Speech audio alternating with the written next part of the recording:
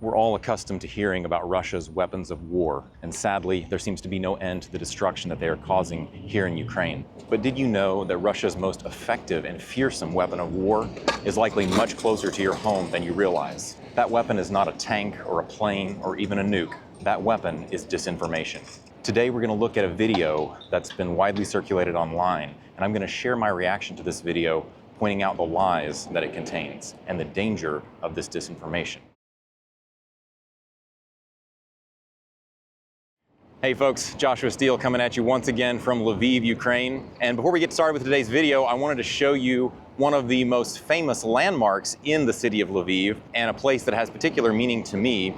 I'm going to turn so you can kind of see it behind me. This is the monument to Taras Shevchenko. And where I'm standing right now is I think they call it the Shevchenko Square. This is a place that means a lot to me because it's one of the first places that I met a close friend of mine when I very first came to Lviv back in 2001. I'm going to turn the camera around and give you a little pan. So here we are in the square. This is the monument of Shevchenko here. The large structure next to it, probably kind of hard to see, but it contains a lot. It's like a relief that demonstrates various stages of Ukraine's history, the suffering that people have gone through, their culture, and so forth. But this is a very common place in Lviv. People come here to meet. This is also a place that we've done a lot of ministry. Right over here, the little corner right in front of the camera, is a place that we have often done street preaching and outreach of various types. I love showing people Ukraine, the place that I live, the place that I love so much. If you're watching this video and you've never been to Ukraine, I invite you to come for a visit. It's a fantastic place. But with that, let's dive into today's video. So before we get into the real heart of what I want to say in today's video, I'd like to say a few things about what I believe about you, my viewer. I think you're someone who is seeking the truth, someone who is wary of disinformation, and someone who is genuinely empathetic towards those who are suffering from repression, whether they be Ukrainians or anyone else in the world. And in saying that, I want to thank you for being the kind of person who cares about Ukraine, about the people who are suffering here, who cares enough to watch a video like this and try to find out the truth. The things I want to say in this video are not meant to attack anyone in particular or even to win an argument per se. I say these things because I love Ukraine. I love the people of Ukraine. I see with my own eyes every day what is happening here, and I cannot remain silent. In order to set up the gear that I need for this video, my computer and some other things, I'm going to have to be in my office. So let's head back there now and we'll dive in. Okay, folks, we're back in the office. I've got my computer set up, and what I'd like to do is watch a short video with you and comment on it as we go. So we'll watch it together, and I'll pause it at certain points and make comments. Now, before we get started with the video, I want to give you a little bit of background about what you're going to see and why I've chosen to show you this video. This is a video by a man named Oleksandr Dubinsky. He is a member of the Ukrainian parliament, so he's Ukrainian, although the video will be in English. And I found this video initially because a friend of mine on Facebook commented on it or tagged me in it and asked my opinion. At the time, I had not seen the video, nor was I familiar with Oleksandr Dubinsky as a person. So I watched the video, and immediately I had concerns. Immediately I was aware that this was disinformation. And I think that's why it is instructive. I want to go through it with you, and I hope that by taking apart some of the claims and demonstrating some of what Mr. Dubinsky is doing in his video and the way he's saying certain things, I hope that can be instructive and helpful for you as you try to navigate all of the different signals that are being thrown at you with regard to the war in Ukraine. Now, if you're interested in finding out more about Mr. Dubinsky, there's a lot of information that's available online about who he is, and I'll leave some links in the description below so that you can research that yourself more if you'd like to. Now, also, before we start the video, I want to preface this by saying that in refuting some of the claims that Mr. Dubinsky is going to say, it is not my intention to attack anyone who might be viewing this or to make you feel foolish. You may have seen this video yourself. You may have shared it online. It may have seemed like the claims were good to you. There are certain things that I know right away are untrue simply because I've lived in Ukraine for a long time and I have personal experience and personal knowledge with, shall we say, facts on the ground of what's going on here.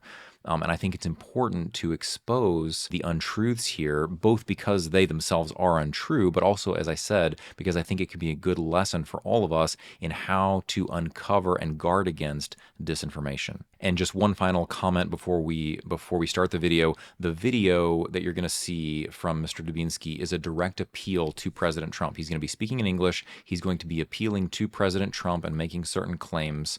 And by extension, he will, of course, be appealing to President Trump's supporters, conservatives, Republicans, which, by the way, I'd like to remind you, if you don't already know, I am a conservative. I have always voted Republican. I believe strongly in conservative values. But at the same time, I feel like truth is truth. Truth is not something that's Republican or Democrat. It's not conservative or liberal. It is. And when we see people telling lies, it doesn't matter which team they're on. We need, as I've said in a previous video, we need to be willing and brave enough to call a spade a spade. All right, with those comments out of the way, let's dive into the video. Hello, Mr. President Trump. My name is Oleksandr Dubinsky, and I'm a member of the Ukrainian parliament. I have been in prison for 14 months, for one reason only. I told the truth about the Biden's corruption in Ukraine. Now, let me just stop there for a moment. When I first saw this video, I had no personal or firsthand knowledge of who this person is, whether he was really in prison or not. I've since done some research and verified those claims. Now, what he's saying about the fact that he was placed in prison simply because, as he puts it, that he told the truth about Biden's corruption in Ukraine, I think that's a stretch. In fact, if you look this guy up, you can find out the reasons why he's been put in prison and what he's been charged with. But I think this is significant because right off the bat, he is aligning himself with President Trump and he is standing firmly against Biden. And part of Trump's narrative regarding the war in Ukraine revolves around this idea that the war would have never happened had Trump been president. And in a large sense, I think President Trump tries to cast the war in Ukraine as a result of Biden's mismanagement, Biden's maybe corruption or bungling. Mr. Dubinsky knows that, and he's trying to get in on Trump's good side, if you will, and on the good side of those who support President Trump to pave the way for the claims he's going to make further in the video. So let's keep going. Ukraine. In 2019, I was the first to expose how Joe Biden was using Ukraine for his personal financial gain. I exposed how his son, Hunter Biden, got millions of dollars through offshore schemes and Burisma. I spoke as a lawmaker and I spoke as a patriot of Ukraine. But after Biden won in 2020, Zelensky... Now, I want to pause just for a moment and point out the fact that he specifically says Biden won in 2020. Now, as you know, if you know anything about President Trump to this day denies that Biden had a legitimate win in 2020, but rather that the election was stolen. Now, Dubinsky himself is he's gonna hook into that later, and I don't know. It's hard to say what he personally believes, but it's interesting that he let that slip. That he basically stated that Biden won. Later in the video, as you'll see, he'll come in and claim that Biden actually stole the election and that Zelensky was involved in that and so forth. But again, I think that his claims against Biden and about the election being stolen are calculated to gain favor and trust both from President Trump and from his supporters. So just a quick point there. Let's keep going. Zelensky's government, following Washington crazy orders, opened 4 absolutely stupid and fake criminal cases against me. In November 2023, they put me in prison. Now, based on the research that I have done, and again, when I first saw this video, these were things that I had no firsthand knowledge of. And by the way, that's okay. When you're reading things online, none of us can have firsthand absolute knowledge of everything that's going on. At the end of the day, all of us have to decide which sources we're going to trust. Now, there are a lot of steps you can take to make sure that your sources are reliable. But I want to point out, when I first saw this video, I didn't know who this guy was, and I had no knowledge of the events surrounding his imprisonment, whether he'd had a trial or not. I've since looked up some of those things. You can find them. I'll try to leave some links down in the description if you want to read more. But in essence, he has been charged with treason. And I believe on some level, the U.S. government, at least under the Biden administration, had either sanctioned him or kind of put him on a blacklist for being a Russian agent, for collaborating with Russia. So whether or not those charges are true, that's a discussion perhaps for another day. But those are the official statements as to why he's been put in prison. And he, as I understand it, is in prison awaiting trial. So let's keep watching. No evidence, No trial, no investigation. Now, why he's been in prison 14 months with no trial? That would be a good question. That seems a bit long. Other than the fact that we do have a war going on in the country, so things in general are moving more slowly. But to say that he was just imprisoned with no trial is a little bit disingenuous. In the United States, we can put someone in jail or put someone in prison if we have solid evidence that they've committed a crime or that they're a danger to society, and then their full trial comes later. So that if you commit a crime in the United States, depending on the severity of that crime, you can be put in prison and arrested immediately at the scene of the crime, and then your representation by a lawyer and your day in court and all that will come later. And depending on the nature of your crime, you may be able to get out of jail while you're waiting, or you may not. Again, I don't know all of the particulars about his case, but he is presenting himself as somebody who's being persecuted. And I think there are a lot of publicly available facts that make that claim a bit of a stretch. Regardless, let's keep watching. I was never even asked for testimony. They just want to shut me up and silence my public voice, but they failed. They failed because Biden's corruption is a fact. Again, hammering Biden is corrupt, everything is Biden's fault, that helps him to align himself with Trump. It's a fact. The American Congress and American court have proven that Hunter Biden received money from Ukrainian officials. He confessed to it. But who's in prison? Dubinsky, not Biden. For what?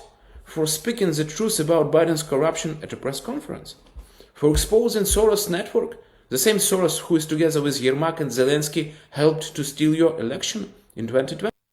Okay, now there's a lot right there. So first of all, now we've invoked Soros, which if you're a conservative, you know Soros is the boogeyman. There's all kinds of horrible dealings that Soros does behind the scenes. I would like to say my personal knowledge of Soros is limited. As a conservative, I've known for a long time that he's a horrible person and he does terrible things. If I really wanted to spend the time, I could look up more about Soros, I'm sure, and learn about him. But the point is, I think most conservatives don't have a very deep knowledge of who Mr. Soros is and what he does. Maybe you do, and that's fine. If you want to leave a comment on it in the comments below, that's great. But the point is, I think Mr. Dubinsky knows that by invoking Soros, by talking about the stolen election, by kind of pushing this narrative that there's this big conspiracy between Zelensky and Yermak and Soros and Biden, and it's all together. He's basically, if you're somebody who is a conservative, if you're somebody who supports Trump, or even kind of is a Republican and maybe you're not thrilled with Trump, but you are certainly not a Democrat, by putting all this information together, he is conditioning you to side with him for the claims that he's about to make. For fighting corruption that steals billions and billions from American taxpayers under the cover of aid to Ukraine. Okay, let's stop here again. This, again, is a major point in Russian disinformation. He's by far not the first one to say it. If you, as an American, initially, say when the war started, felt compassion towards Ukraine and you tried to do things to help, the Russians have a vested interest in getting you to stop. They do not want you as an individual or America as a collective to be helping Ukraine. So how can you get somebody who is bringing aid to Ukraine to stop? Well, there are a variety of things that you can do, but for Americans in particular, because of our culture, because of who we are, one of the things that will make us angry the fastest is the belief that someone we started out helping in sincerity was actually stealing from us. One thing that Americans hate is coming to the realization, or at least thinking, that they've been turned into a sheep, that someone's pulled the wool over their eyes and has been dragging them around and making a fool of them.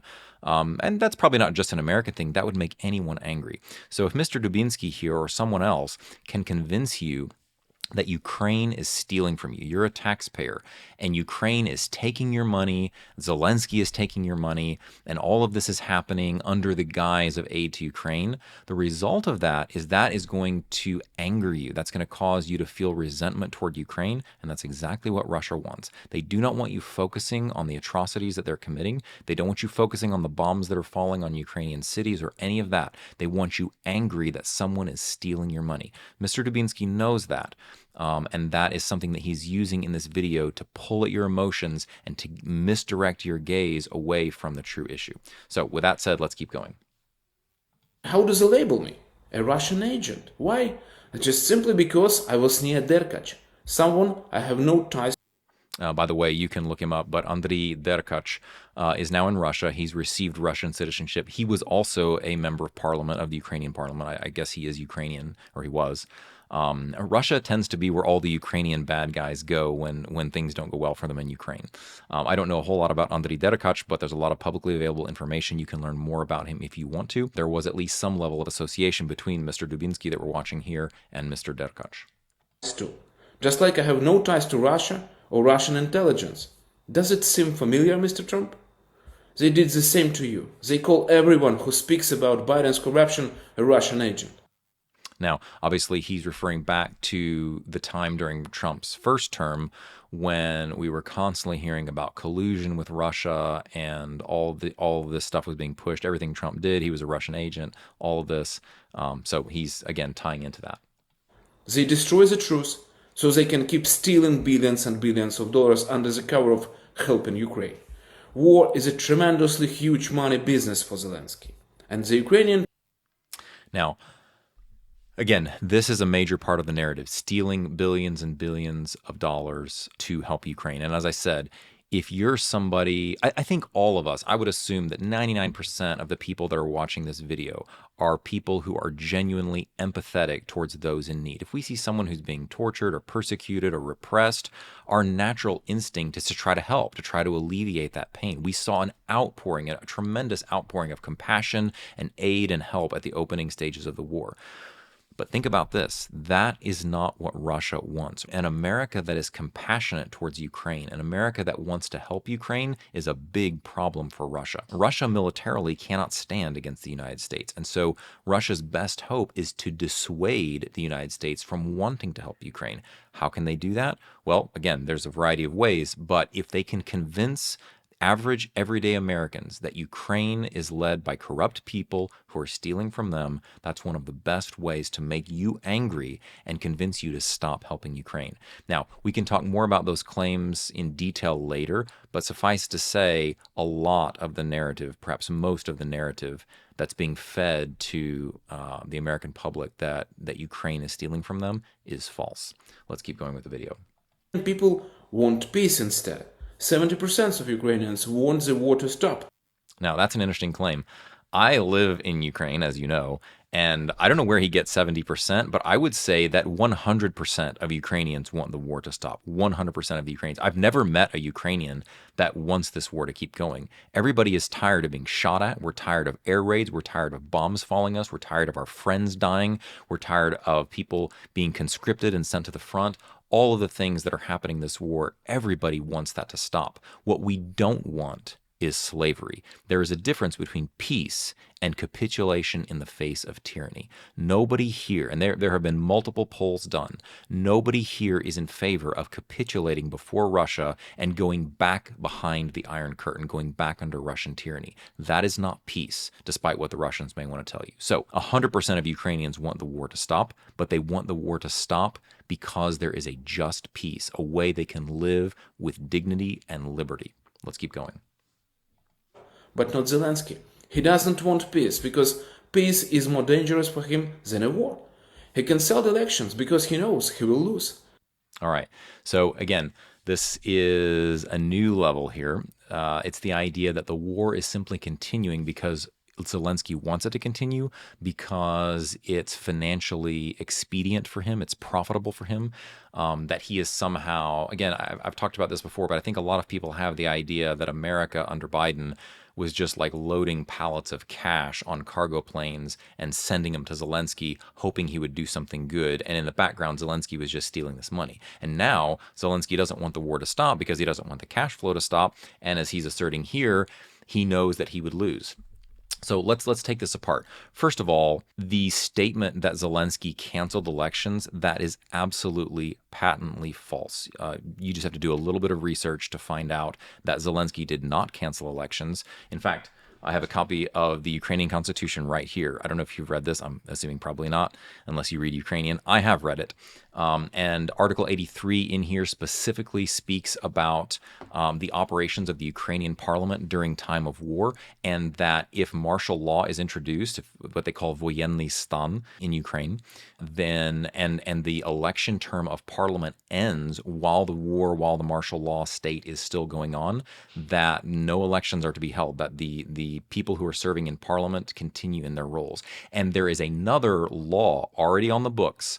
It's Article 19. It's not part of the Constitution. It's a separate law, but it speaks specifically about the office of the president, and that if the time of election for the presidency comes up again while the war is ongoing, that there are to be no elections held. I've spoken about this in another video, but this is not something that Zelensky just dreamed up. He didn't decide to cancel election because he thinks he might lose. In fact, if you believe opinion polls, the vast majority of Ukraine, I mean, not the vast majority, but a strong majority of Ukrainians say that they trust Zelensky, and if they were to vote today, that they would vote for him. In fact, if you look at the other possible candidates, people like Yulia Tymoshenko, Petro Poroshenko, or possibly the contender with the best chance, which would be, now his name escapes me. Hey folks, it's Joshua here from the future. I can't believe I forgot the name of that general. His name is Valery Zaluzhny. I had to look him up. Hadn't actually spoken his name in a while. But great guy, so far as I know. He served as Ukraine's commander-in-chief of the armed forces, or he was in that position when the war broke out. He was eventually replaced, and he is now serving as Ukraine's ambassador to the UK. I've not found any specific data on how he would fare in a political, like a head-to-head in a presidential campaign against Zelensky. He's not announced any intention to do so. But of all the possible contenders, he probably has the best shot if somebody was going to run against Zelensky. So anyway, that's the state on Valery Zaluzhny.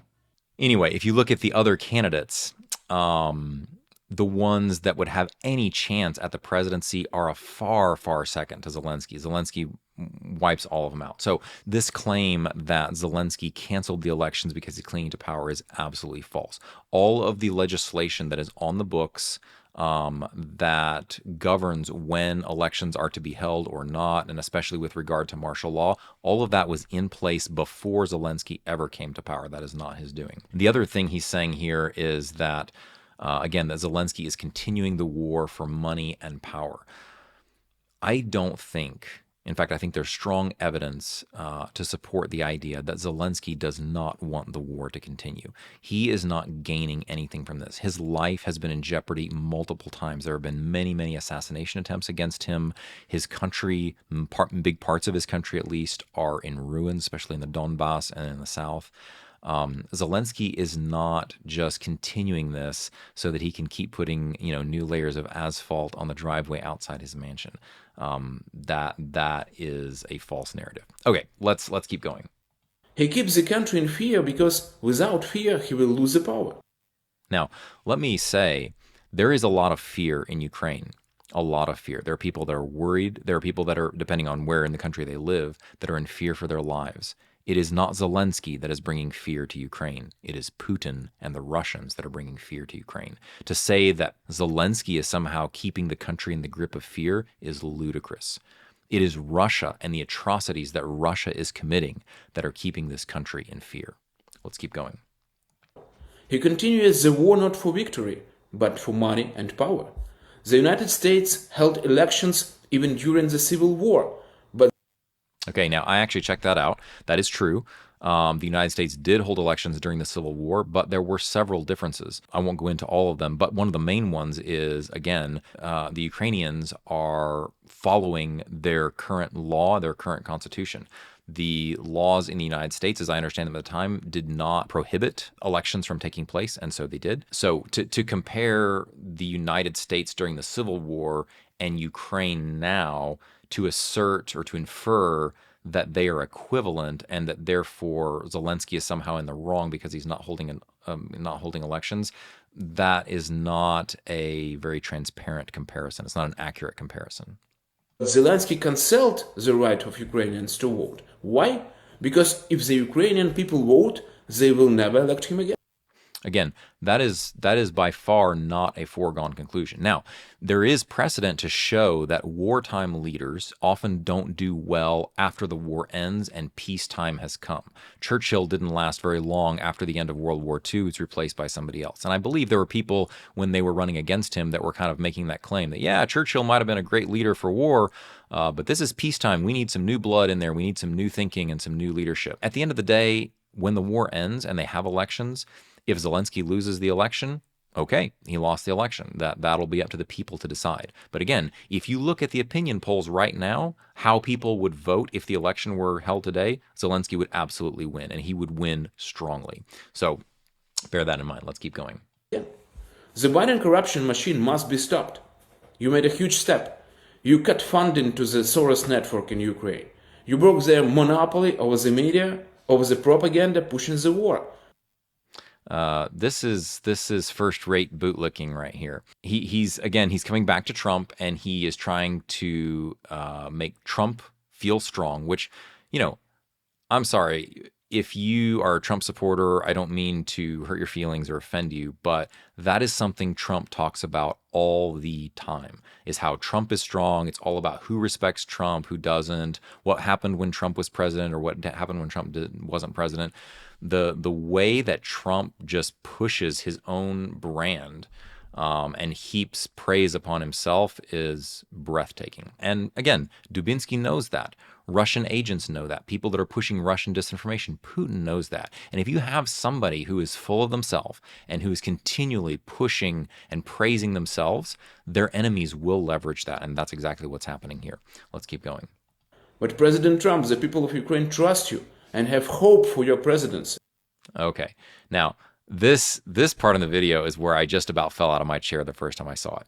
That is absolutely false. That is nonsense. I have never spoken to a single Ukrainian, not one, that supports President Trump. Going back, way back to before the election, when Trump was still running against Kamala Harris, everybody here, everybody that I knew, supported Harris. Not so much because they supported Harris or because they were familiar with her policies. In fact, oftentimes I found myself sitting with Ukrainians and explaining to them some of the problems with the Democratic Party, some of the things they stand for that I could never support in good conscience, things like abortion, and the list goes on and on. They didn't really know all of that, but they perceived Trump as somebody who was anti-Ukraine. And I'm sad to say the first couple of months here of Trump's presidency have shown those fears to be well-founded. Now, I'm assuming that a lot of people that are watching this video voted for Trump and are Trump supporters, and I'm not trying to offend you or attack you or say you did the wrong thing. You have the right to vote for the person to be president that you think will do the best job for the country, and I trust that if you voted for Trump, you did that in good conscience. I have a good friend that I was recently corresponding with, a person I have great respect for, and he said that he voted for Trump because he felt like Trump was by far the lesser of two evils. And that's fine. That's his decision, and I respect that. But to assert, again, getting back to Mr. Dubinsky here, to assert that Ukrainians trust Trump and have hope for his presidency, that is a flat-out lie. Now, you may trust Trump. You may have hope for his presidency. You may be convinced that Trump has the answers and he can end the war. But to say that Ukrainians do, that is an absolute lie. Again, I have not found one single Ukrainian that supports Trump. So we'll just leave that there and keep going. We know you are the only one who can stop this mess. Trump is the only one that can stop this mess. That falls right in line with Trump's own narrative. And let me just say too, earlier in the video, as I mentioned, there were things that he was talking about, circumstances revolving around his imprisonment and those things that I said I have no firsthand knowledge of. Some of them may be true, some of them not. Some of them sounded sketchy, but okay.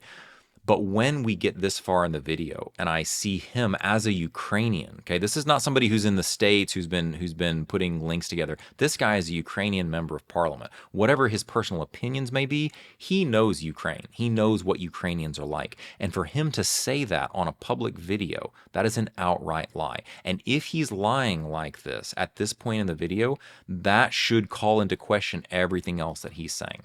Now we're going to get into we're going to get back into this issue of auditing Ukraine and Ukraine stealing money from the U.S. and so forth. Let's keep going. Audit Ukraine. Audit every single dollar sent to Ukraine since 2020. Now, when he says audit Ukraine, what he's implying here is that all this money has just been flowing to Ukraine with no accountability, with no oversight, no transparency.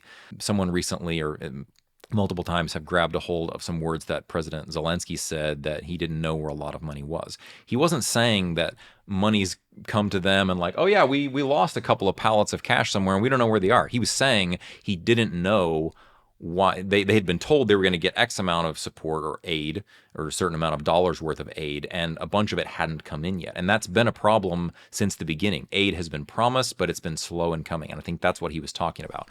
But this idea that all this money has just been flowing blindly to Ukraine is absolutely false. I did some research on this. I've done it several times, and there is an amazing amount of data online, just reams of it. You could spend a long time reading all about how much money has gone to Ukraine, what's been allocated for military support, what's been allocated for humanitarian aid, how much money has actually gone to Ukraine, how much money was used to buy weapons that then went to Ukraine, how much money is being counted as the value of existing stockpiles of weapons that were sent to Ukraine, and then money was given to, say, American contractors to replenish those stockpiles for the U.S. military. So if you want to see those stats, and I'll try to leave some links in the description if I can, there is a tremendous amount of material available online that talks about the accountability, that talks very much about the checks and balances that have been put in place specifically to prevent corruption.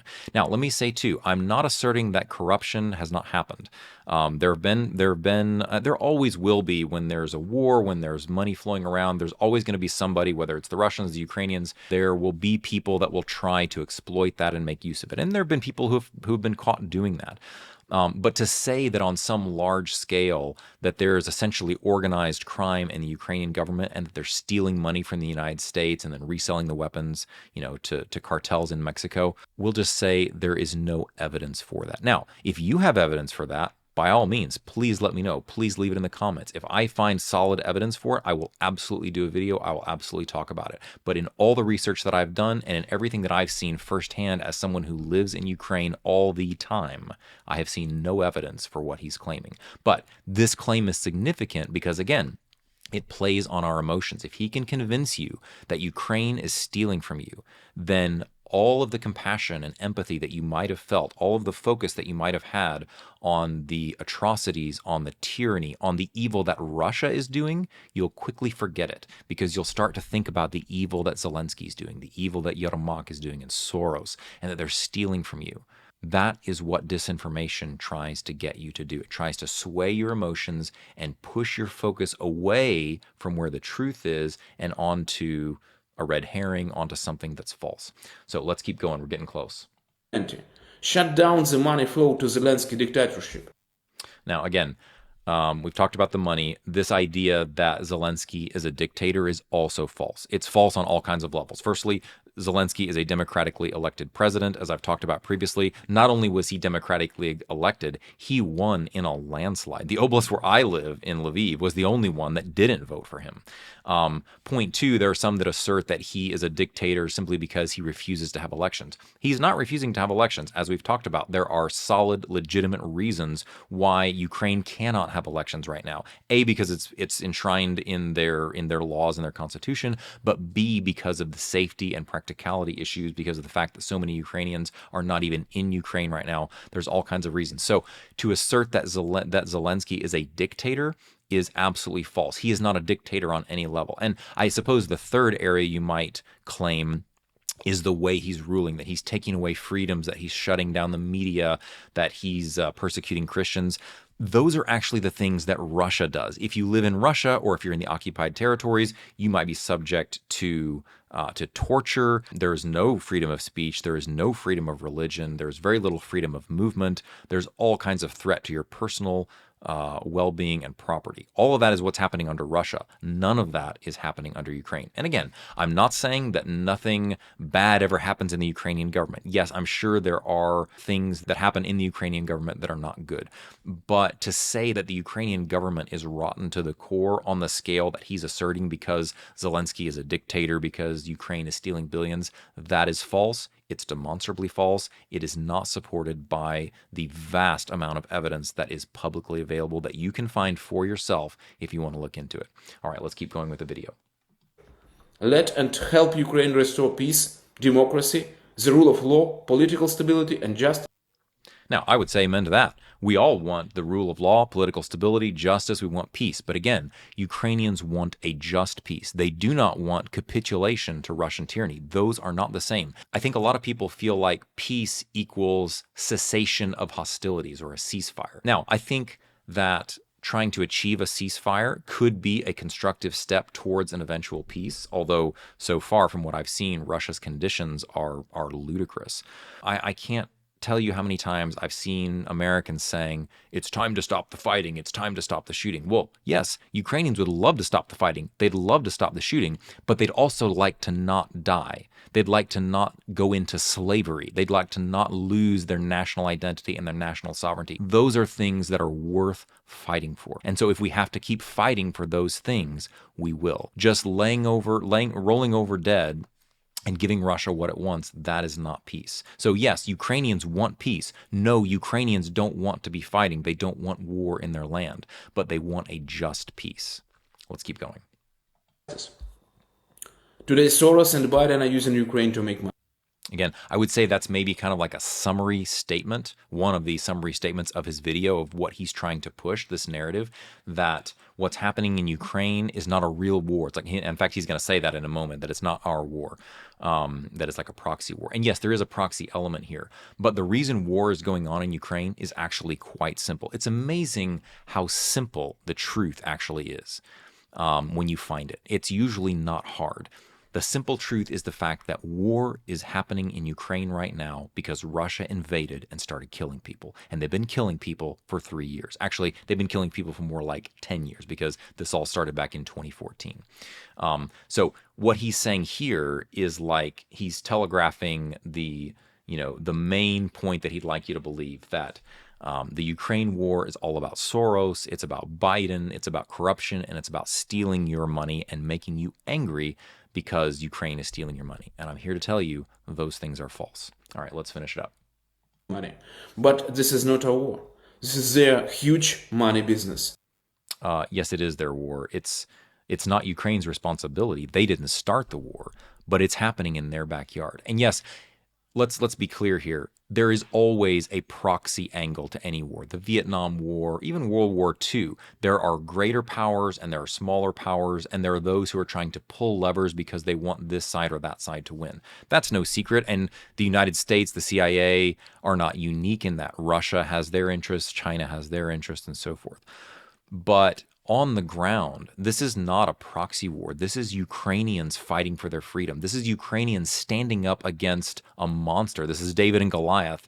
And this is Ukraine fighting for its freedom in a way that the West did not expect. If you remember, they thought Kyiv would fall in a matter of days, and it didn't.